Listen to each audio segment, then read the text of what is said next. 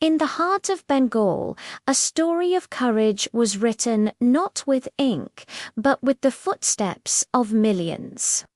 This is the story of the August Revolution of 2024, a rebirth of freedom that echoed the spirit of generations past. It all began in early July. What started as student protests against a quota system quickly transformed into something much larger. It wasn't a political campaign orchestrated by any party. It was a spontaneous human cry for justice, for dignity, for a future free from corruption and inequality. The youth, the conscience of the nation, had spoken, and their voice was a spark in the dry summer air. This spark, ignited in the halls of universities, was about to set the entire nation ablaze with the fire of change.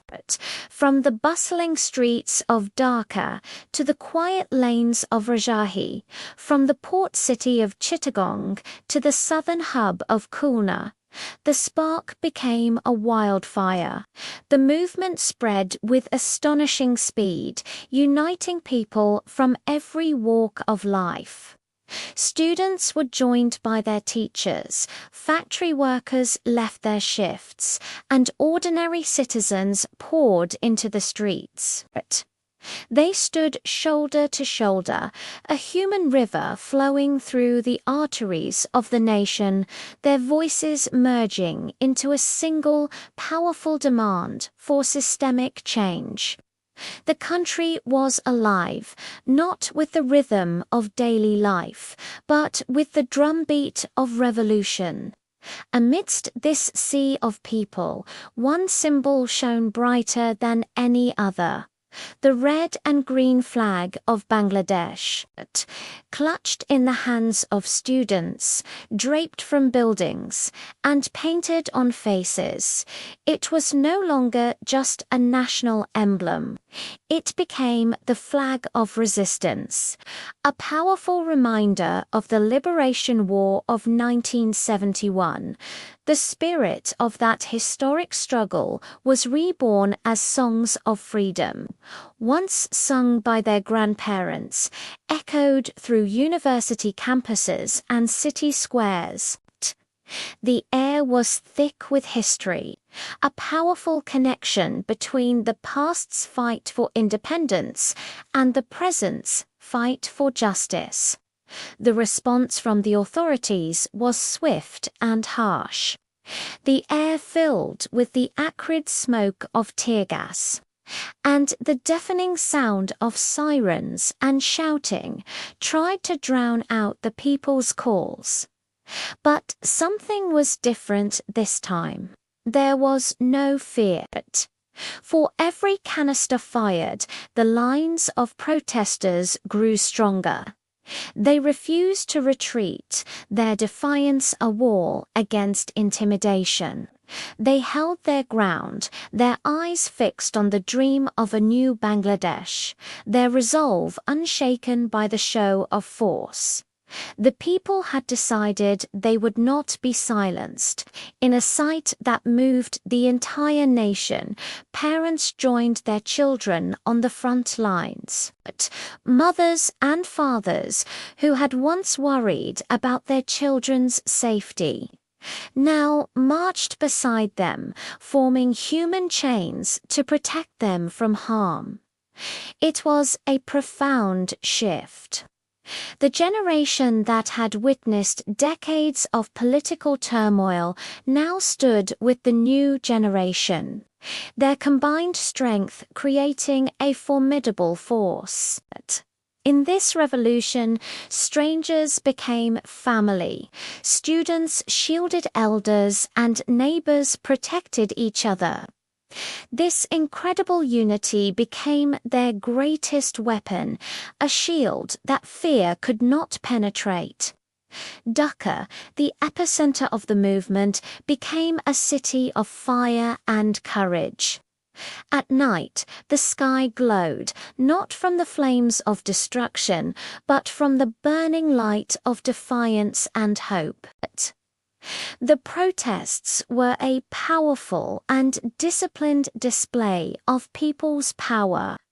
It felt as though history was replaying itself on the very streets where the nation's destiny had been forged before.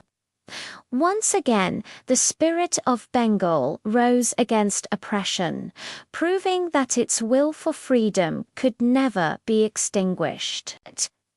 The city's nights were a testament to the enduring courage that flows in the veins of its people. By the first days of August, the foundation of the regime, which once seemed unbreakable, began to tremble. The sheer scale and persistence of the people's unity started to create cracks in the structure of power. The government's commands were drowned out by the relentless chants for freedom that echoed from every corner of the country. The balance of power was shifting, not through force of arms, but through the moral force of a united populace. The fall of silence was the beginning of the end for the old guard. Then, on August 5th, the unbelievable happened.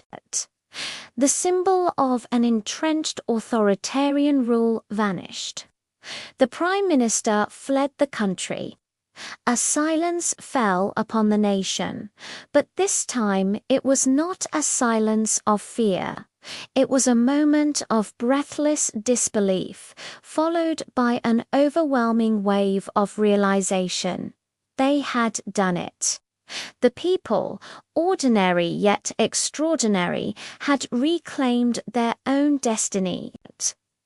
The power had returned to its rightful owners. The nation stood on the precipice of a new era shaped by its own hands. The dawn that followed was unlike any other. The streets, once battlegrounds of protest, transformed into scenes of pure, unadulterated joy. Tears of relief streamed down faces as people embraced one another.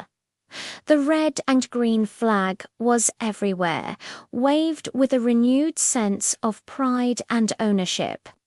Prayers of gratitude were offered in mosques, temples, and churches. The dream of a truly free, just, and united Bangladesh, the dream for which millions had sacrificed in 1971, was reborn in the hearts of a new generation. It was a new day, a new beginning. This revolution was a powerful reminder of the eternal spirit of Bengal, from the language movement of 1952 to the Liberation War of 1971, and now to the August Revolution of 2024. The same inextinguishable flame of freedom burns in the heart of every generation. It is a spirit that refuses to bow to tyranny, a will that cannot be broken.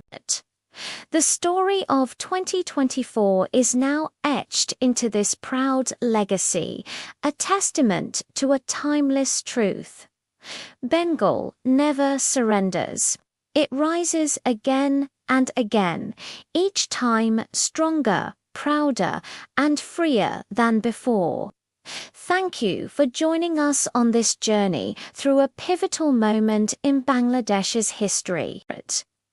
If this story of courage and resilience moved you, please like, share, and subscribe to our channel for more stories that shape our world. Until next time, stay inspired.